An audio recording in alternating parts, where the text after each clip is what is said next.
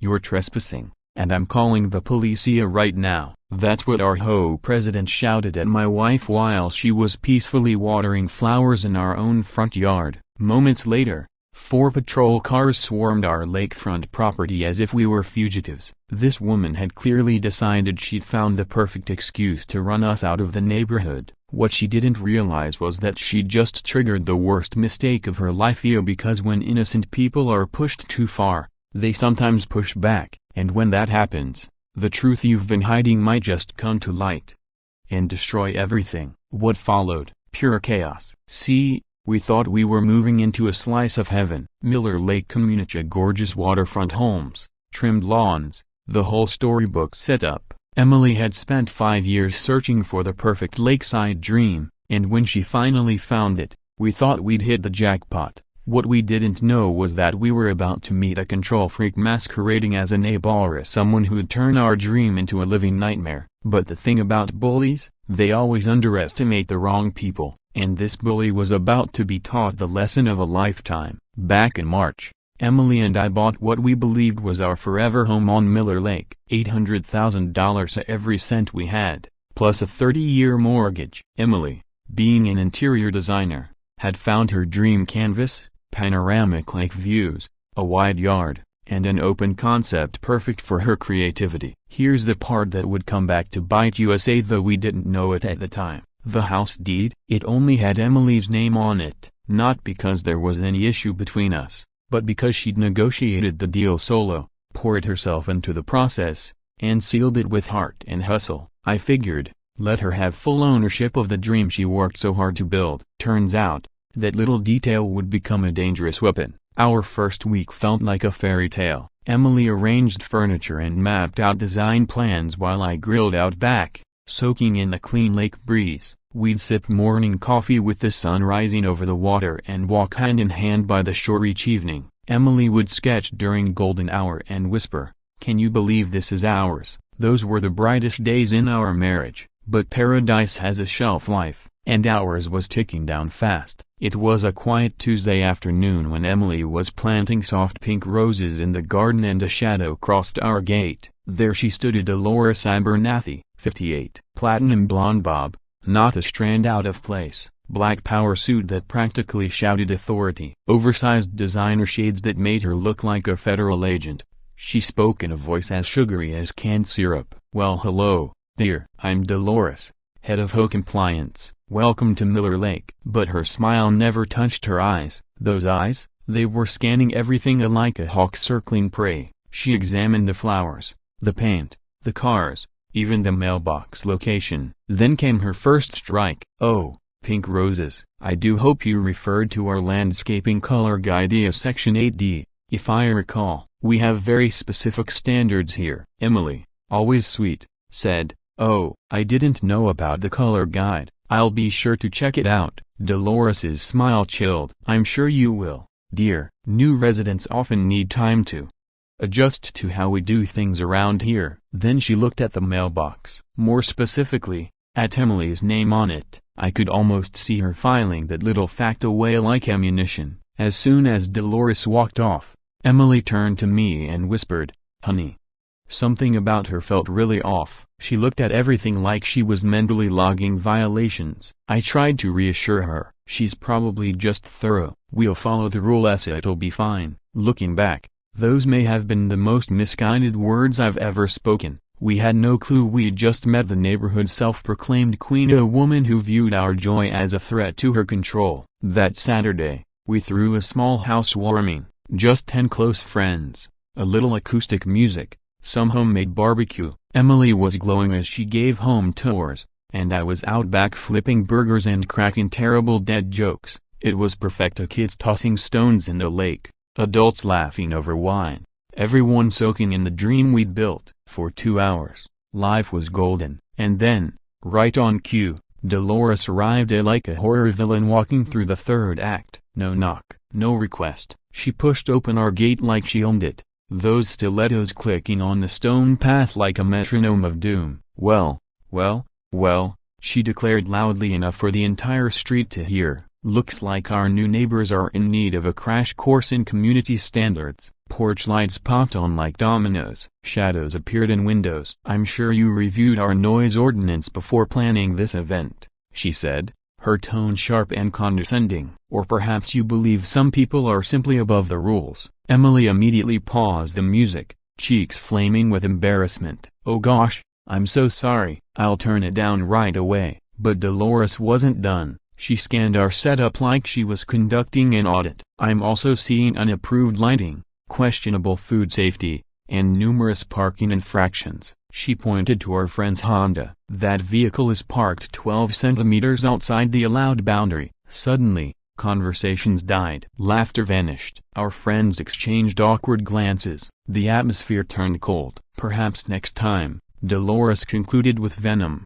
"you'll consider your neighbors those who actually understand how to behave properly in our community." And then, she didn't leave. She stood there, watching, judging, for nearly 20 agonizing minutes. Every chuckle drew a glare, every whisper felt like it was being recorded. Eventually, she left. But the damage had already begun. As she turned to leave, Dolores offered one final jab.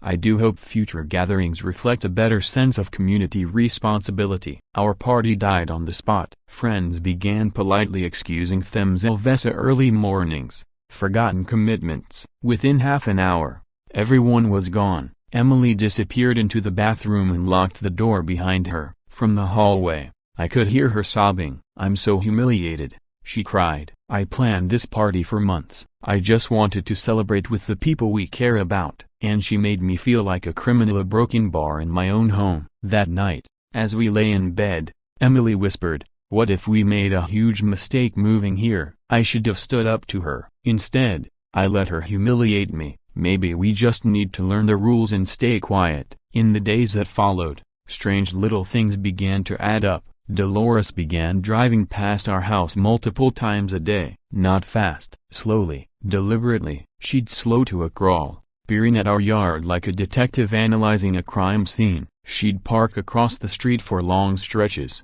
pretending to be on calls while scribbling into a leather-bound notebook, always staring directly at our house. Emily started keeping the curtains closed, something she'd never done before in any home. "I feel like I'm in a fishbowl," she said one evening as Dolores made her third pass in a single day. What we didn't realize yet was that this was only the beginning of a slow, calculated campaign to break us down and drive us out. And keeping our heads down, that may have been exactly what she was hoping for. Has anyone else dealt with an HOA tyrant? Drop your nightmare in the comments, because what happened next turned into nothing short of administrative warfare. Starting Monday morning after the party, Dolores began what can only be described as bureaucratic terrorism. Every single day, Emily approached our mailbox like she was about to disarm a bomb. And every day, like clockwork, another letter arrived, official HOA notices with heavy legal language, red stamps, and Dolores's elegant signature branding our daily punishment. Monday,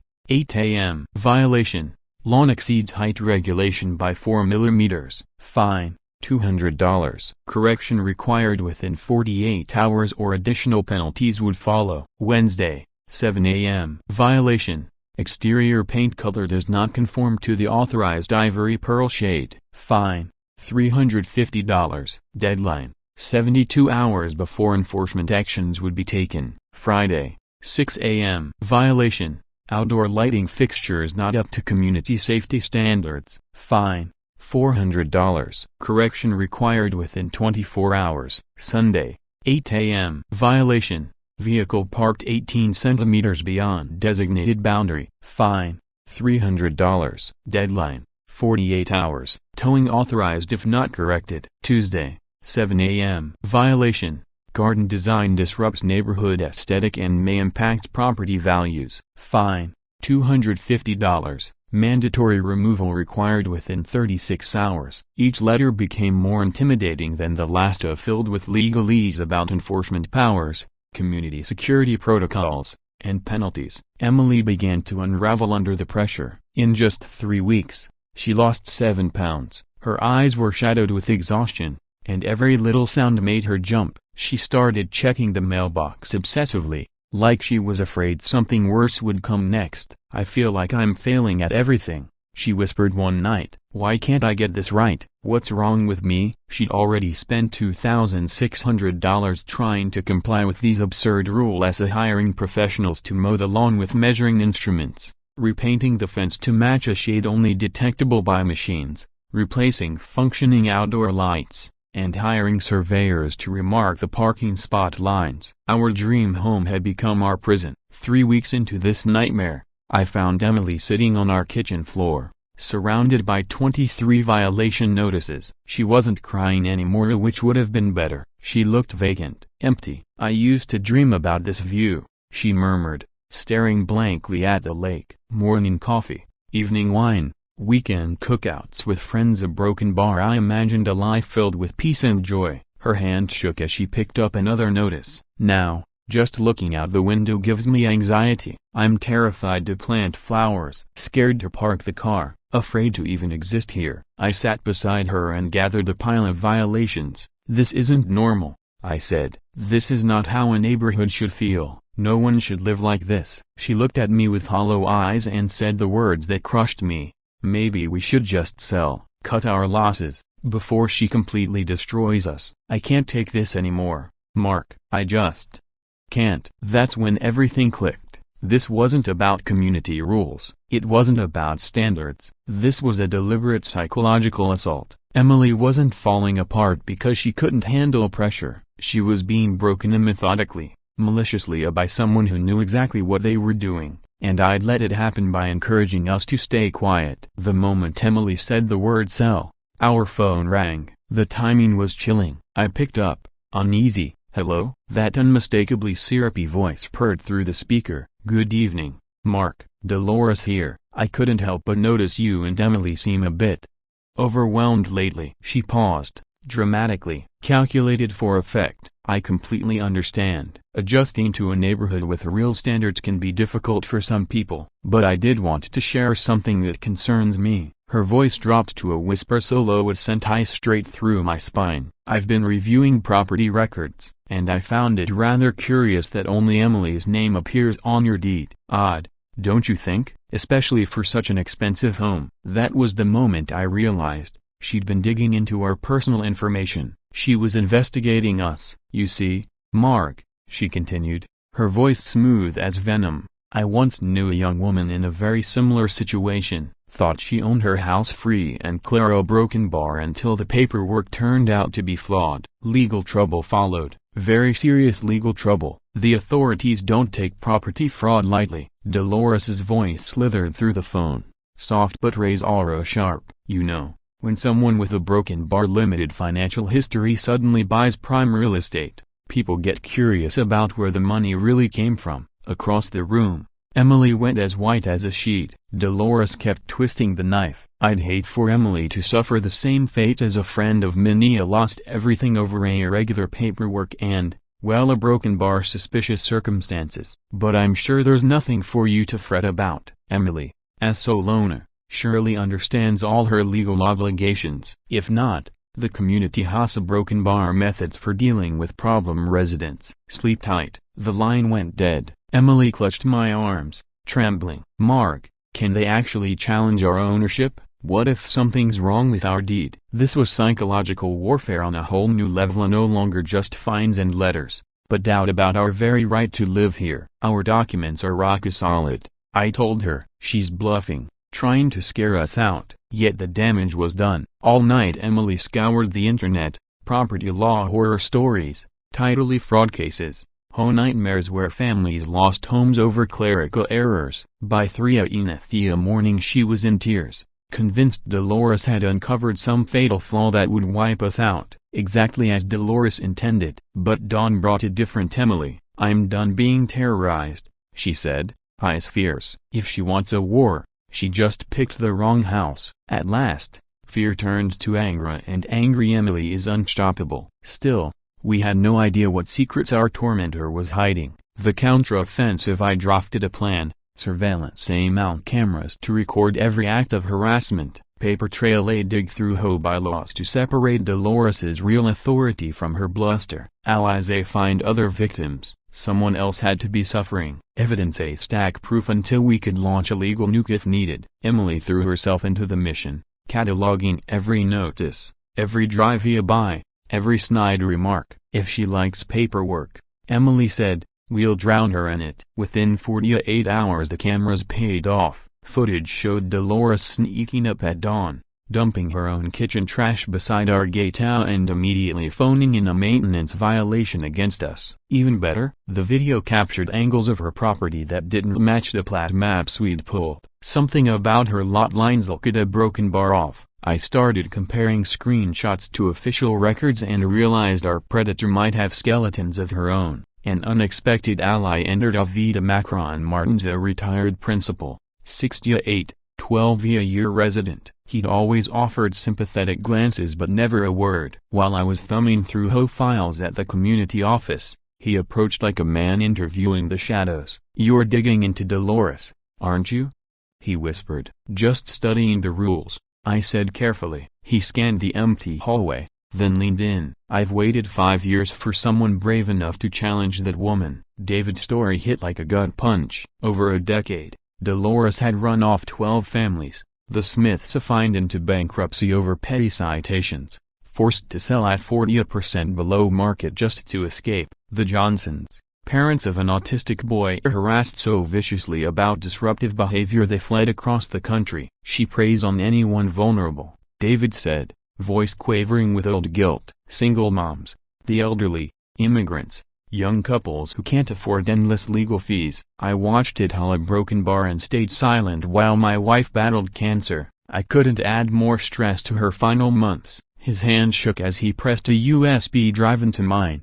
5 years of records of photos, letters, meeting minutes she never wanted printed. Use them. Now we finally understood the scale of Dolores's reign, and we weren't the only ones she'd hurt. The bully had built her empire on fear and silence, but fear was gone, and silence was over. Dolores's desperate plan hinged on the wild, dangerous idea: use Emily's sole name on the deed to fabricate a trespassing accusation. If she could convince police that Emily's ownership was questionable, she might weaponize law enforcement into forcing us out, a pure intimidation dressed as legal concern. It was lunacy, but Dolores had long since abandoned reason. Sunday morning, 8:23 a.m.a.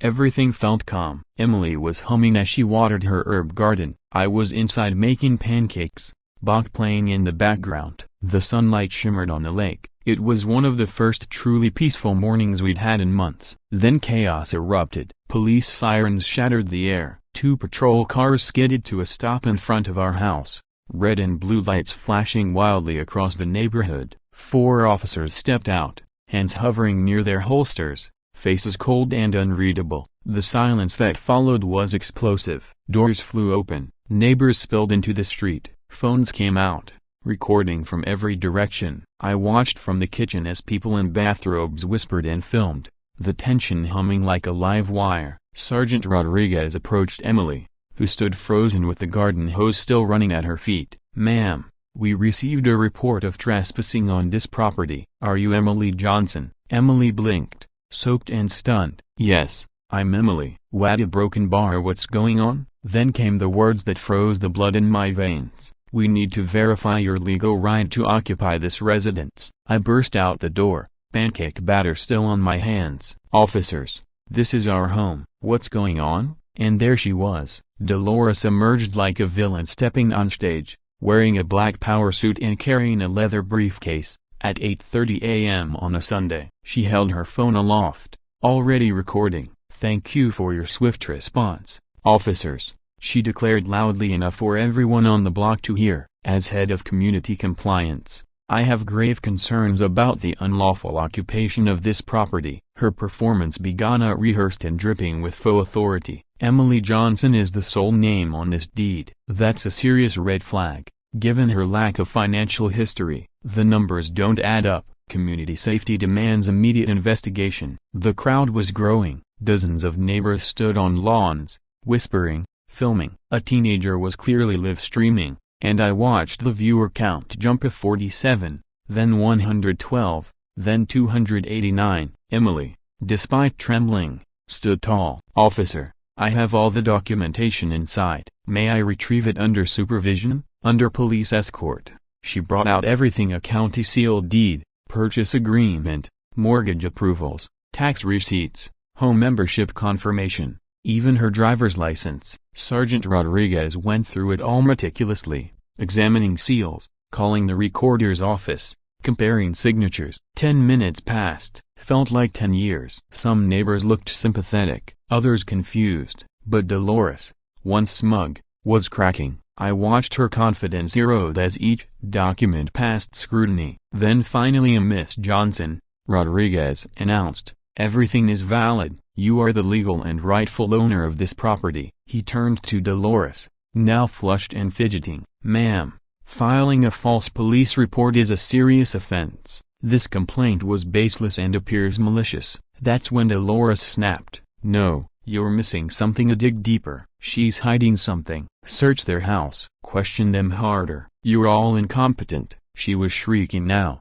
the last of her composure gone. "This is my neighborhood. I decide what's legitimate. I make the rules," the crowd murmured, shifting audibly against her. "She's lost tied a broken bar. She's dangerous. A broken bar. Somebody stop her. Already a broken bar." And then David. He stepped forward from the crowd like some kind of guardian, steady and clear. "Officers, I have extensive video documentation of this woman harassing residents for years. She's abused her power and driven families out." The teenager's live stream passed 2,000 viewers. Dolores's unraveling was now on the internet, a permanent and undeniable. Sergeant Rodriguez fixed her with a calm, cold stare. David slid the flash of macaron drive across the table. 5 years of material, he said, voice trembling. Hidden cam clips, fake violation letters, the books she's been cooking, you name it. I was too frightened to use any of it while my wife was alive. A broken bar, but I can't carry the guilt anymore. If you're truly ready to stop her,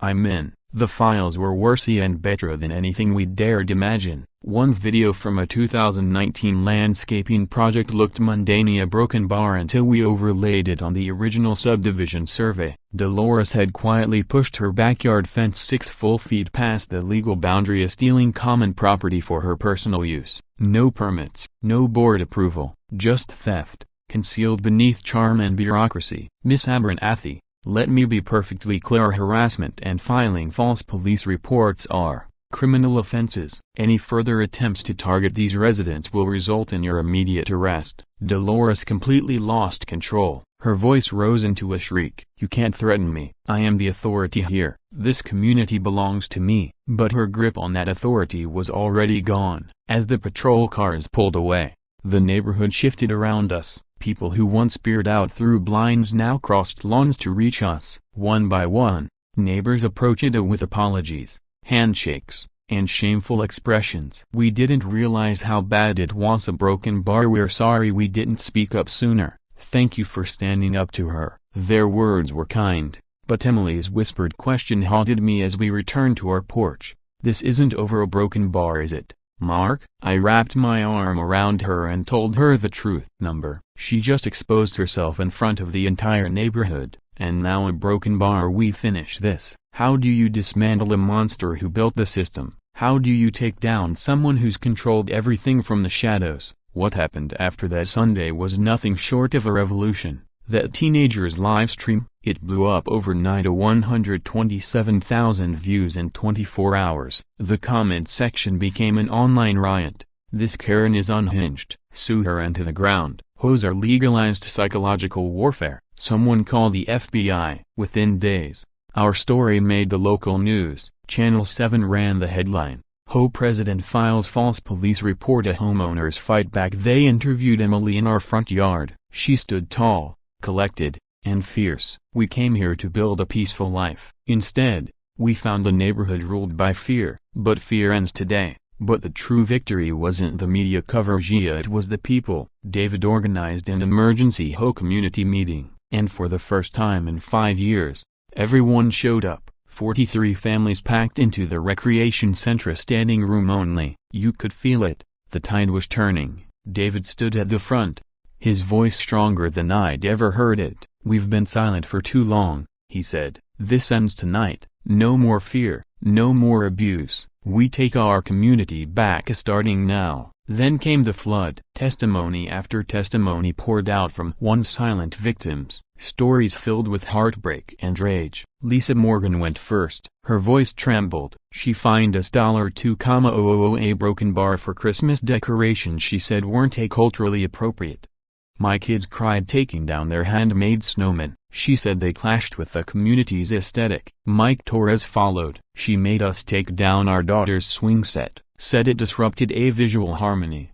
My 6-year-old asked me why the mean lady hated her playhouse. Then Sarah Kim, her eyes full of tears. She bullied my 70-year-old mother for growing vegetables instead of flowers, made her cry for planting food. Then came James Wilson's story, and the room fell silent. She blocked us from installing a wheelchair ramp, a broken bar for my father, said it would lower property values. He fell twice on our steps. Each voice, each memory, painted a picture clearer than any camera ever could. Dolores didn't just enforce rules, she weaponized them, targeting the vulnerable, the different, and those she thought couldn't fight back. Then it was my turn. I stepped forward, and I dropped the bomb. Tonight, you'll hear the full truth about Dolores Abernathy. She's not just difficult or power-hungry, she's a criminal, and she's been stealing from all of you for years. I showed the receipts literally, big screen projections, side-by-side comparisons, community service quotes versus what Greenscape Property Services, her son's company, was actually charging.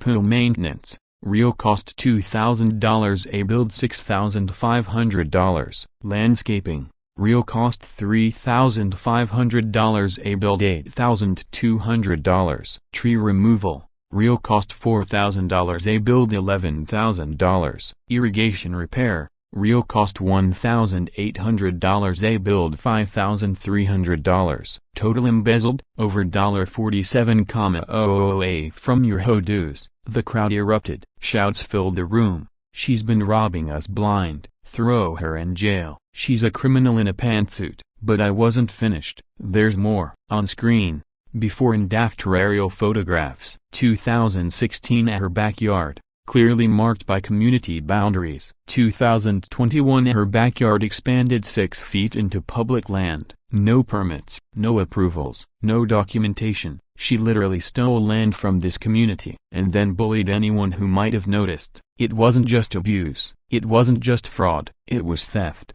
manipulation, harassment, and cover-up. And now a broken bar. The neighborhood was done being afraid. And then came the money trail. David had built spreadsheets tracking every community maintenance payment she'd authorized. Service normal cost, Greenscape invoice, success build, pool upkeep $2,000, $6,500 plus $4,500, landscaping $3,500, $8,200 plus $4,700, tree removal $4,000, $11,000 plus $7,000, irrigation repair $1,800, $5,300 plus $3,500. Greenscape Property Services, we discovered in a quick buzziness a registry lookup, was owned by Marcus Macron Abernathy, Dolores's son. Over 4 years she'd siphoned roughly $47,000 of home money straight into her family's pockets. Emily's jaw dropped. So while she's fining us over grass length,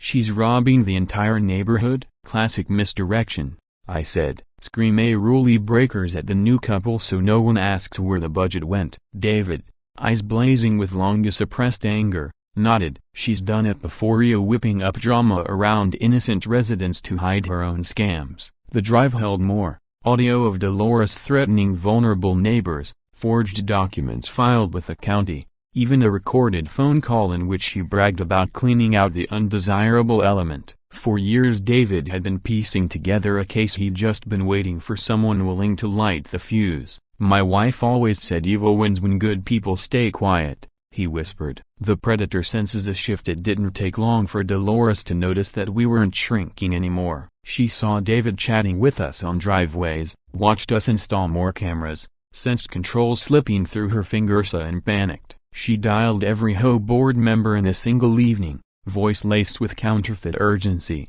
The Johnson situation is spiraling, she insisted to each one. Think about Ida, a young woman, no significant financial history, suddenly holding an $800,000 deed in only her name. Money laundering, identity theft. We can't let criminal elements endanger our equity. We must act before they vanish with community funds. Her new plan hatched in desperation was simple: paint Emily as the real threat, launch a formal action, and hope the smokiest screen blinded everyone before the spotlight landed on her own crimes. What she didn't know was that the spotlight was already warming up and we now had everything we needed to flip the switch. A broken bar, financial ruin. She had ruled Miller Lake like a queen, but now, she stood to lose everything: her reputation, her wealth, her power. Broken bar all shattered. As her final threats echoed uselessly behind her, the reality closed in like a tightening vice. Dolores Abernathy, the self-proclaimed protector of the community, was now its most infamous criminal. And the community? It didn't just survive here, it flourished. The night of her removal, the mood felt like liberation. Neighbors who hadn't spoken in years embraced like long-lost family. Plans were being made on the spot. Sarah Kim organized a community improvement volunteer group. Mike Torres started writing a new charter focused on transparency, with term limits and oversight built in. Lisa Morgan proposed a massive neighborhood bouquet, the Freedom Feast, she called it. Children ran through the meeting room, laughing for the first time in months. Parents smiled again, the shadows were gone, and sunlight was finally breaking through. But what happened after Dolores fell? That's what truly marked her legacy. In the following weeks, her downfall became a local, then regional, media storm. Every day brought a fresh headline: HOA tyrant brought down by courageous residents, $47,000 embezzlement scheme exposed and a community fights back. The HOA that said no more. Reporters camped outside her home. Her name trended on Linea for all the wrong reasons. Journalists unearthed years of complaints,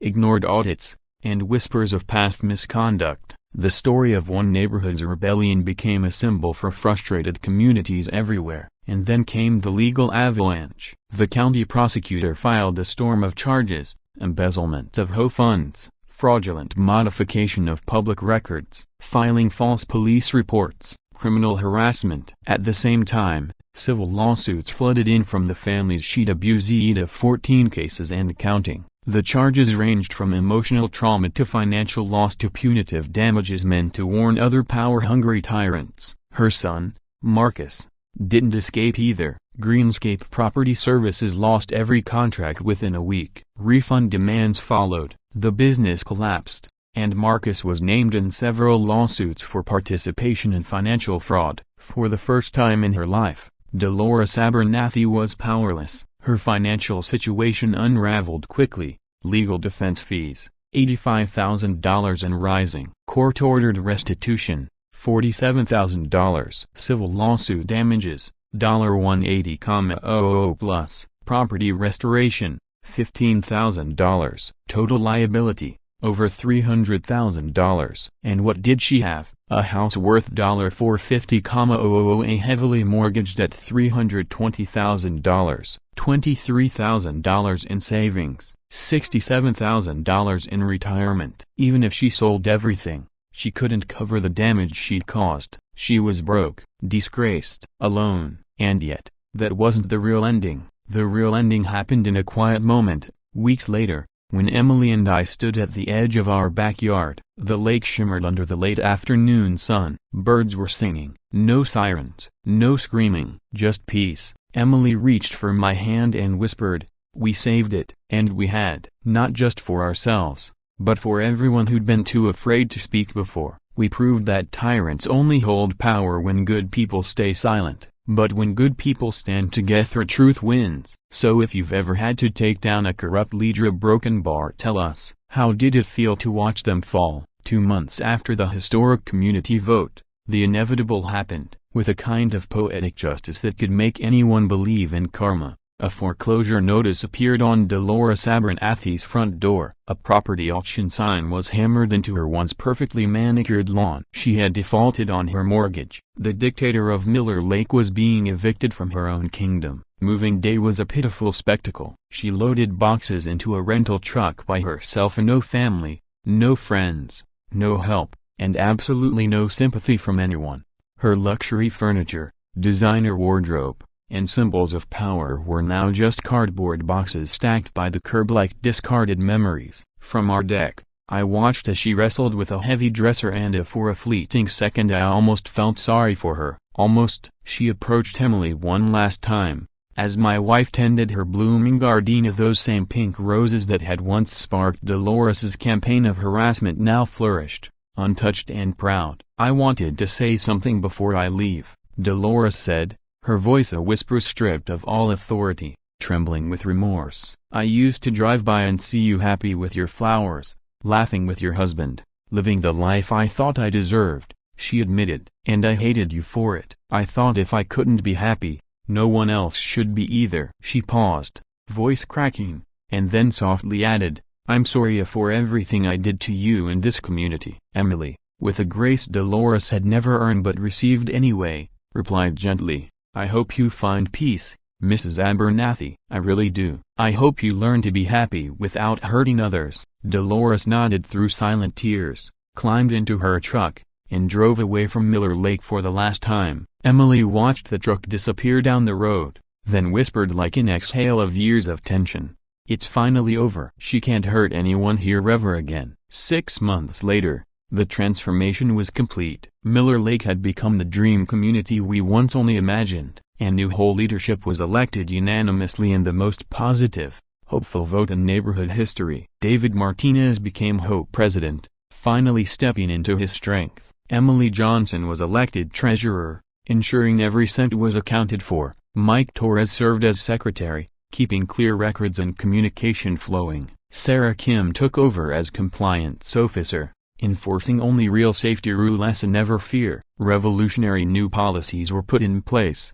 monthly financial reports shared with all residents, transparent community decision-making, reasonable, fair fines with an appeals process, a welcome committee to support new families, and most importantly, a zero-tolerance policy for harassment. Dolores's foreclosed home was bought at auction by the Thompson family, a wonderful, kind people who immediately brought light back to the neighborhood with block parties and garden projects. Emily, once paralyzed by fear, became a beacon of strength and compassion. She now chairs the Neighbor Support Network, helping newcomers transition with kindness, not threats. "I learned that sometimes," Emily said one night, surrounded by laughter at a community barbecue, "you have to fight for your right to be happy. And when you don't, when you stand up, you give others permission to stand with you." Our dream house, it finally became what it was always meant to be, a home, full of peace, full of friendship, full of us. Emily's design studio overlooks the lake,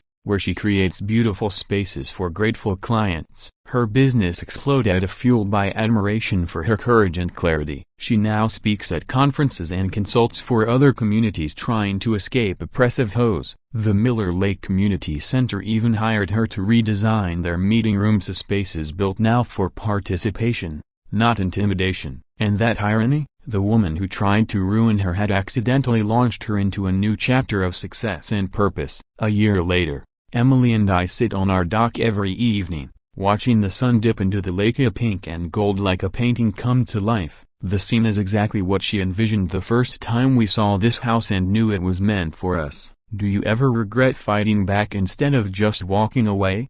she asks. "Never," I say without hesitation. "Fighting for what's right is never wrong. Look what we gained, and not just a house, but a community, a family." We raise our glasses and toast to defeating bullies, to building something real, to peace. But who knows? Maybe Dolores still lies awake at night, stewing in her defeat, plotting revenge. Maybe not. Either way, she'll never set foot in our neighborhood again. Have you ever watched Carmen unfold in real time? Share the most satisfying justice you've ever seen. And if the story inspired you, tap the like and check out the next Ya Stories twist. Because sometimes the fight is worth it, and the ending is even better than the dream.